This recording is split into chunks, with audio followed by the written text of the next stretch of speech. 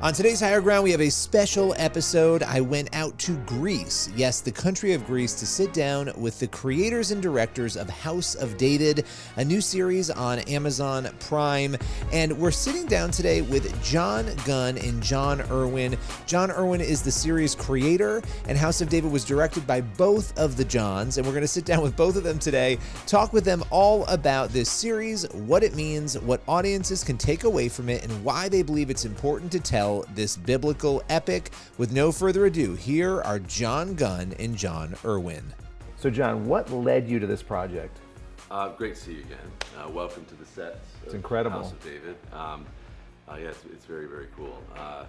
I began to fall in love with this story as a teenager. I went with my dad to Israel. He bought me a camera, first camera I ever owned. I went to do a little documentary called In the Steps of Jesus in Israel. We stayed, it was just he and I. We stayed in the Old City. And I remember walking around the Old City of Jerusalem, and you just feel the history. It's unbelievable. And going to David's tomb, and the influence of this person 3,000 years later, is incredible. And it's one of the ultimate stories to try to tell as a filmmaker. I mean, it's everything you could ever want. It's a destiny story. It's a coming of age story. It's a hero's journey, And but I remember way back then, I really began to be interested in the story and wanted to learn about it. And then the first script I ever wrote before any of the movies we ever did was on the early life of David. Wasn't particularly good. We had a lot of notes. A lot of notes, a lot of skill to learn, but this has always been, I think, the ultimate story to tell, and I think we finally, I'm grateful to the audience for the success of the films that allow us to take on something this big, and I'm also, I feel like we're just now getting capable as filmmakers to tell something of this size and scope, and a story this famous. I mean, the words David and Goliath are globally known, but no one knows really the story of the characters and their journey, and so it's an enormous undertaking, but I'm very grateful to be able to tell a story. Yeah, it's amazing how God does things in our lives. Like, you wrote that script and probably had no idea that you'd be sitting here now, 12 years later, doing this. It's incredible. 12 years. It's been 12 years. Oh my gosh. But I think it's taken the films that we've done to sort of incrementally get better at what we do to be able to take on a story this famous and this entertaining, and to build the right creative partnerships like with John on the films that we've made together, and I think the audience is really going to love this. It's big, and I like that. I showed the first assemblies to my wife, and she's just like, I think this is the best thing that you've ever done, and I think that it's something that our family would enjoy together, and that's the goal. So John, what goes into how you sort of choose how to develop characters, right? Without compromising the biblical story, how do you decide what you're going to put in and show? I think that's part of what's really appealing about telling a story like this. You have this opportunity to say, as John mentioned, David and Goliath is something everybody knows. They know that phrase, they know the image of this shepherd boy and this giant, but there's a world and a life that lives underneath that legend.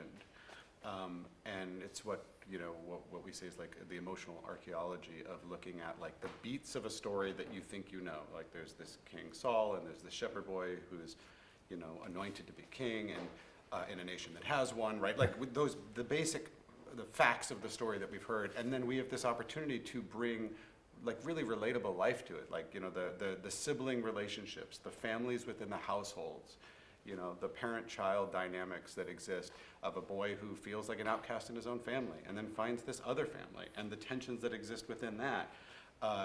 I get excited about finding the relatability and the humanity in something that's so epic and so legendary. And so that's what's been fun for us, is to explore the characters at great length, and then to cast these actors to bring those to life, and then to find the moments, just the in the moment, humanity. I always like to say that, like, these people did not know they were living in biblical times. This was just present day for them, right? And the stakes of the interactions between them as characters mattered in the moment. You know, we don't live going like, oh, one day I'll be a famous king and people will just tell my story. You're living in a moment of like, I'm angry right now.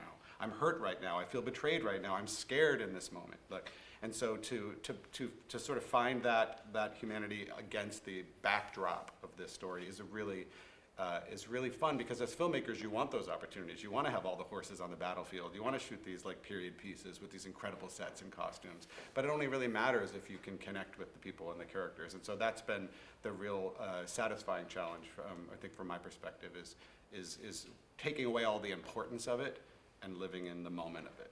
Yeah, no, I love that, the idea that these are human beings, Yeah. right? Like all of us, and they have feelings. It's not just this static story. They're not robots. They were people experiencing all the things that we experience, and some different things, obviously, because of the time period. But that's the way that it succeeds. And also, by the way, that's what's so cool about when those human moments, when you forget for a minute that it's an important Bible story, and then you get lost in the interactions, that then those moments build towards like, oh, that's how Goliath ended up there at that battlefield. Right, now we're back to remembering that this is a story I know. You know, and that's really satisfying to find that, the push and pull of that, of like living in the moment of it, and then remembering that moment leads to something I'm already familiar with. And just the idea that, you know, if you're in chapter 3 in a book like 1st or 2nd Samuel, or even the New Testament, whatever, the characters didn't know about chapter 4 yet, you know, or chapter 5. They didn't know what was going to happen. And when you read the Psalms of David, which are, I think, one of the most relatable parts of the Bible, you know, only about 15% of those songs that he wrote are like, my life is going great, everything's great, I'm, you know, glorifying God. Most of them are him saying, I don't understand what's going on.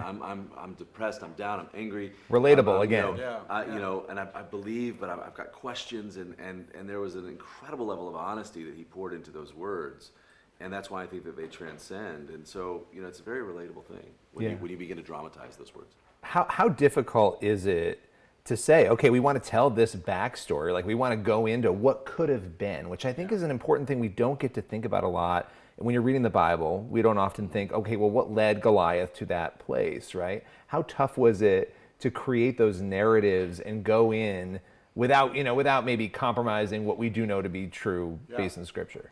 I mean, it's a challenge, but we take it really seriously. I mean, I think you've got these benchmarks of the parts of the stories that are documented and well-known, and then we also have a lot of consultants that help to, as we make decisions, like, you know, can we push it to this place? Can we push it to that place?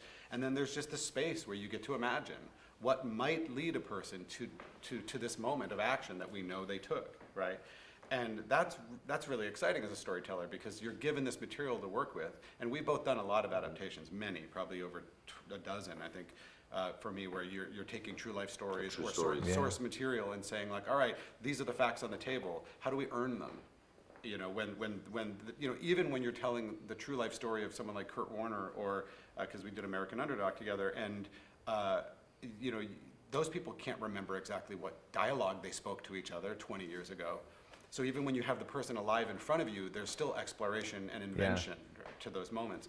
And so what you want to get is the spirit of it, right? You want to understand like the truth of the moment, and then you fill it in ways that hopefully is exciting and alive and relatable as and compelling. And so that's where I think it's very fun, because then you get to have like, we get to fill in all these moments that then lead to this thing that we know existed. So how do we earn that thing, and hope that you earn it in a way that's true to the spirit and the soul and the heart of the piece. So that's really, really fun, and when it works, it's very exciting. And I think the audience will feel that, you know, we love the material, you know, and I believe fully in the material. I remember when some of the executives at Prime they read the scripts, the first 3, and they're like, these scripts are really good. I'm like, yeah, it's based off a bestseller, you know. I love the book, and so I think that you know, I was raised in such a way that read the Bible multiple times over, memorized a lot of it, and as a child, you know, because that was my upbringing, and it does stay with you, and I think the audience is going to feel that we're doing our job as filmmakers the best we can, but we truly love the material and believe fully in it and believe the world needs it, and we're using every ounce of craftsmanship to put the story on as an epic canvas, but also an emotionally relatable one, and I think the audience will feel that when they see it. All right, so final question. I want to hear from both of you on this. What is success at the end of the day with this series for you? getting it done. Finishing it. Yeah. Well, I really think success is that, like, I want people to be surprised by the way in which they're engaged with the story they think they already know. You know, because I think that a lot of times when you look at something that's famous, you're just looking for a faithful adaptation. What I want is for people to go, like, I just got lost in the world of it, forgetting that it was a famous story. You know, and I think to make it relevant in this moment in time, in a way that's entertaining and emotional and surprising, you know, that's the first thing I thought when it was like, how do we tell a version of David and Goliath where when they get onto that battlefield, we're invested in these characters in ways that we've never imagined before. We see them differently than just the iconic figures that they represent